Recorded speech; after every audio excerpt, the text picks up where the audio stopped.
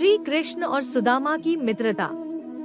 द्वारका के भव्य महल में श्री कृष्ण अपने भक्तों और परिजनों के साथ थे। उसी समय द्वार पर एक वृद्ध ब्राह्मण खड़ा था, फटे पुराने वस्त्र, नंगे पांव, धूल से सना हुआ। वह कोई और नहीं बल्कि कृष्ण के बाल सखा सुदामा थे। सुदामा बेहद निर्धन थे, लेकिन अपनी पत्नी के कहने पर वे श्री कृष्ण से मिलने आए थे। उनके पास भेंट में देने के लिए बस मुट्ठी भर सत्तू था, जिसे उन्होंने कपड़े में बांध रखा था। जब द्वारपालों ने उनकी दशा देखी तो उन्हें रोकने का प्रयास किया, लेकिन जब श्री कृष्ण को उनके आगमन का समाचार मिला तो वे नंगे पांव दौड़ते हुए आए और अपने प्रिय मित्र को गले लगा लिया।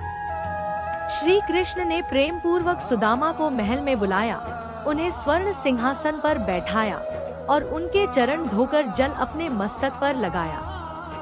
फिर सुदामा से पूछा, मित्र, मेरे लिए क्या लाए हो? सुदामा संकोच में पड़ गए, लेकिन कृष्ण ने स्वयं उनके हाथ से सत्तू ले लिया और प्रेम से खा लिया। सुदामा अपने दुख की बात कह नहीं पाए और बिना कुछ मांगे ही लौट गए। लेकिन जब वे अपने गांव पहुंचे तो देखा कि उनका टूटा फूटा घर एक भव्य महल में बदल चुका था और उनकी निर्धनता समाप्त हो गई थी।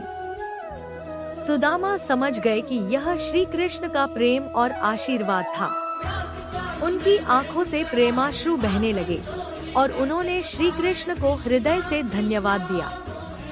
शिक्षा सच्ची मित्रता स्वार्थ से परे होती है और भगवान अपने भक्तों का प्रेम कभी व्यर्थ नहीं जाने देते।